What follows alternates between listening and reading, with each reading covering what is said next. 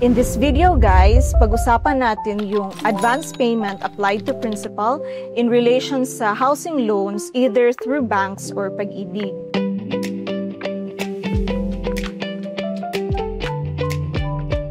Hi, this is Steph and welcome to my channel.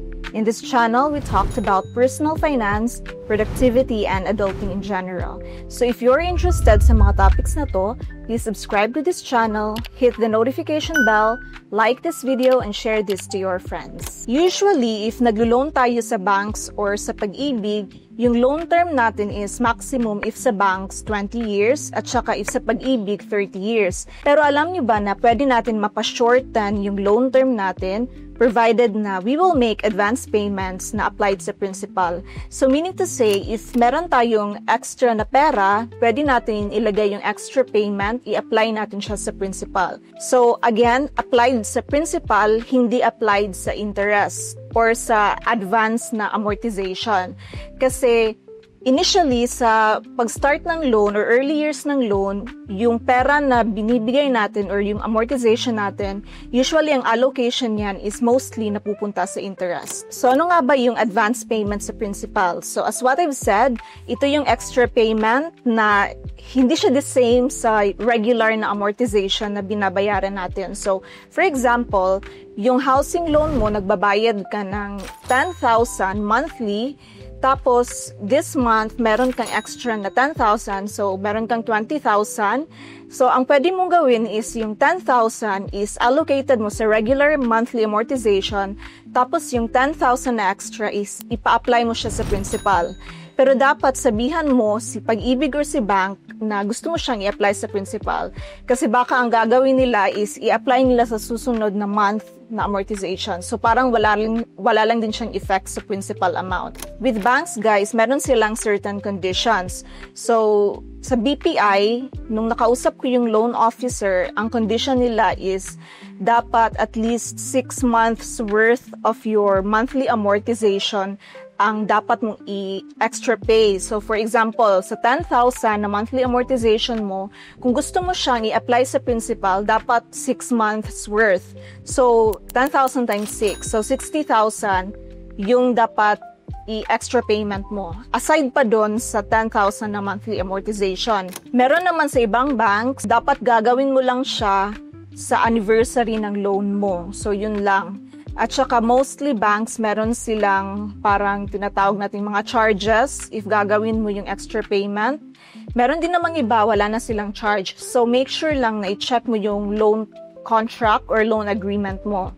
With Pag-ibig, I think parang mas lenient sila. So okay lang sa kanila na mag-make ka ng extra payment kahit hindi 6 months worth. Okay lang sa kanila basta at least 1 month yata na worth of your monthly amortization. Tapos wala na siyang extra charges. So I think parang mas better si Pag-ibig sa terms na to. So the second question is, ano yung effect nito sa housing loan natin? Number 1, yung effect niya is mas mabilis bumaba yung loan balance kasi nga yung payment mo is applied na siya directly sa principal amount.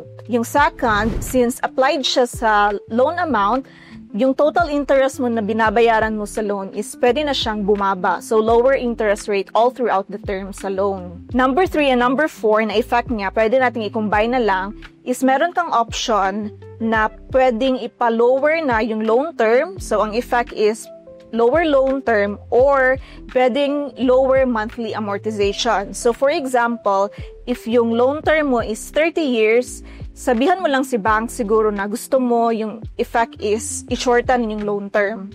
Or pwede din na i-lower yung monthly amortization. So, it's up to you.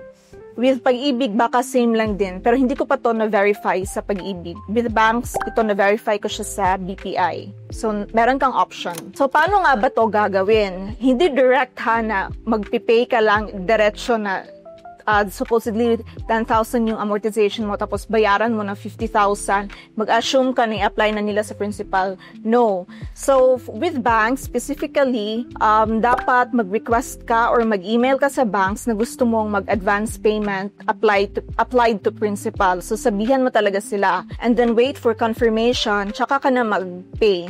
So, meron namang mga payment channels, online payment channels, or siguro baka naka-auto debit ka.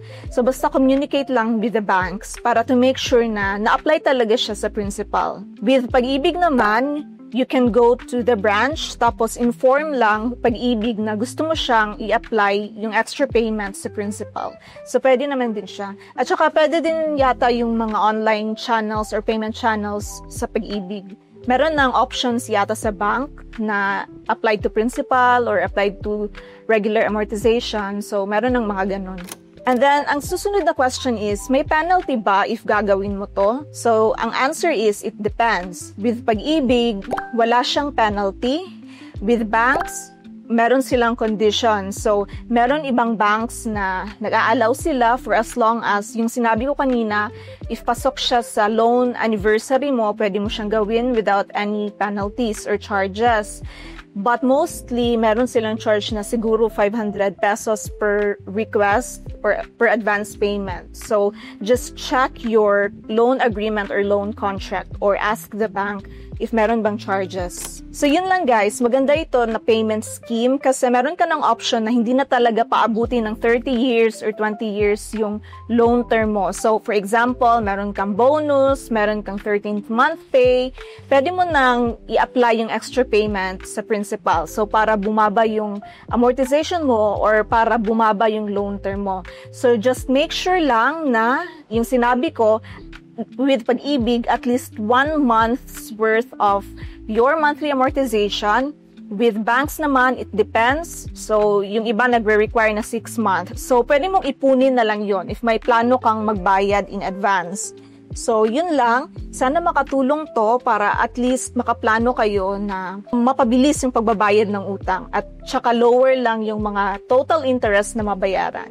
So, that's it guys. If you have any other questions in relation to housing loan, just drop in the comment section below at tsaka I will try to answer that one if kaya ko. So, thank you so much guys for watching. See you again in my next vlog. Bye! Please don't forget to like, comment, and subscribe.